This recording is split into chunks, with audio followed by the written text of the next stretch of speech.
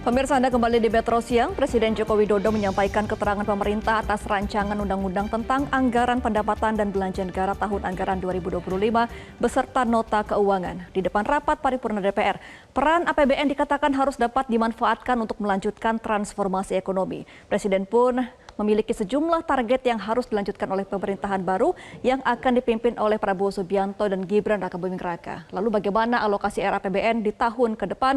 Kita akan melihat apakah ada peningkatan untuk aspek-aspek tertentu dan bagaimana pembagiannya. Kita akan bahas dalam segmen At Large Belanja Negara Pemerintahan Prabowo.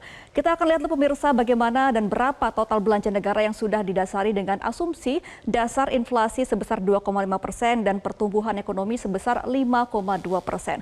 Kalau dari Presiden Joko Widodo kemarin mengatakan bahwa RAPBN ini belanja negaranya dikatakan adalah 3.613,1 triliun rupiah dengan alokasi adalah belanja pemerintah pusat sebesar 2.693,2 triliun dan juga transfer ke daerah sebesar 919,9 triliun.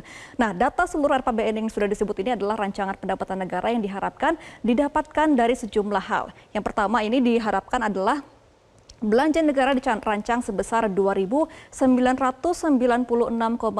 triliun dengan rincian pendapatan yaitu dengan penerimaan pajak sebesar 2.490,9 triliun dan juga dari penerimaan negara bukan pajak sebesar 505,4 triliun rupiah. Nah, dari angka sebesar itu pemirsa kira-kira akan dibagi kemana saja? Nah, alokasi untuk pembangunan infrastruktur diberikan sebesar angka 400,3 triliun rupiah dengan sejumlah aspek. Yang pertama adalah untuk pendidikan dan juga kesehatan, kemudian juga untuk konektivitas dan pangan energi serta keberlanjutan pembangunan IKN.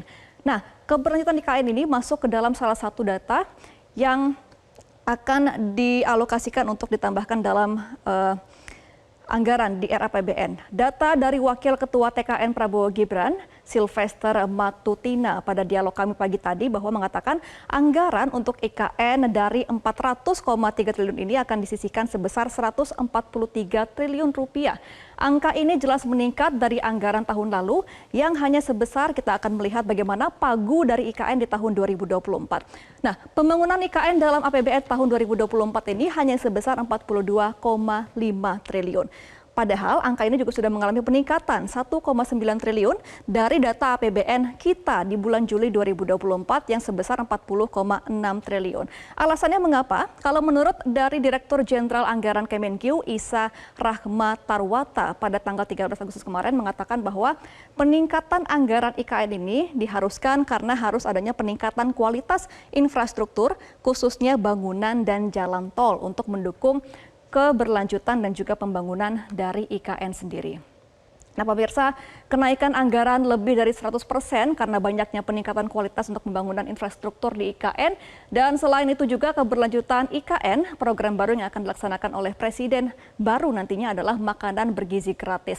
Kita akan melihat kira-kira masuk dari manakah anggaran makanan bergizi gratis ini. Nah, dalam pidatonya kemarin Presiden Jokowi mengatakan bahwa makan bergizi gratis akan masuk ke dalam anggaran pendidikan karena bertujuan untuk meningkatkan gizi anak guna mencapai sumber daya manusia yang baik ke depannya.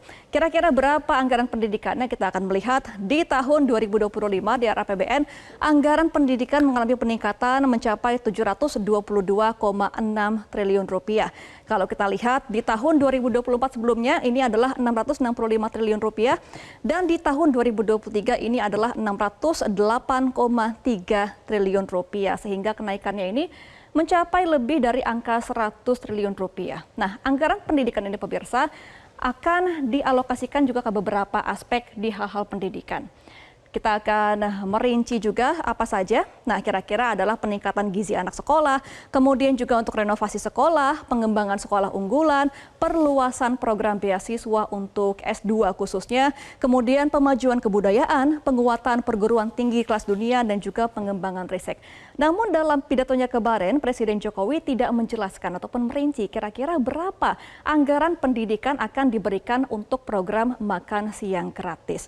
Nah, dalam konferensi pers kemarin, Menteri Keuangan Sri Mulyani masih menegaskan bahwa anggaran untuk makan bergizi gratis masih di angka 71 triliun rupiah. Kira-kira cukupkah? Karena sebenarnya target penerima ini ada berapa untuk makanan bergizi gratis dan apa saja yang dibutuhkan untuk program ini. Kita akan melihat juga data dari Indef pemirsa bahwa untuk makan bergizi gratis ini akan mencakup sekitar target penerima 82 juta anak.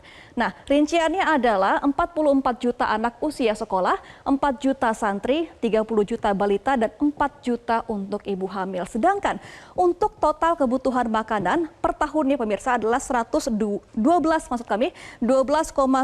juta ton dengan rincian adalah 1,9 juta ton beras, 5,6 juta protein, 3,3 juta ton buah, dan 1,8 juta ton sayur per tahunnya. Program makan bergizi gratis ini juga diharapkan memiliki efek yang baik bagi UMKM. Nah, kita akan melihat juga Presiden Joko Widodo ini menyinggung hal ini dalam pidatonya kemarin, yang mana ia mengatakan bahwa untuk UMKM ini akan diberikan peningkatan kapasitas produksi UMKM. Kemudian juga akan membuka lapangan pekerjaan bagi tenaga kerja lokal di sekitar, dan strateginya adalah untuk pertumbuhan ekonomi di tahun 2025 adalah pemberdayaan dan peningkatan akses permodalan bagi UMKM. Kita akan melihat cuplikan pernyataan dari Presiden Joko Widodo kemarin. Strategi kebijakan jangka pendek akan difokuskan untuk mengakselerasi pertumbuhan ekonomi, menguatkan kesejahteraan dan pemerataan antar daerah. Makan bergizi gratis diarahkan untuk meningkatkan gizi anak, sekaligus memberdayakan UMKM dan meningkatkan ekonomi masyarakat kecil di daerah. Program makan bergizi gratis dilakukan secara bertahap, diselaraskan dengan kesiapan teknis dan kelembagaan, serta tata kelola yang akuntabel. Jelajahi cara baru mendapatkan informasi. Download Metro TV Extend sekarang.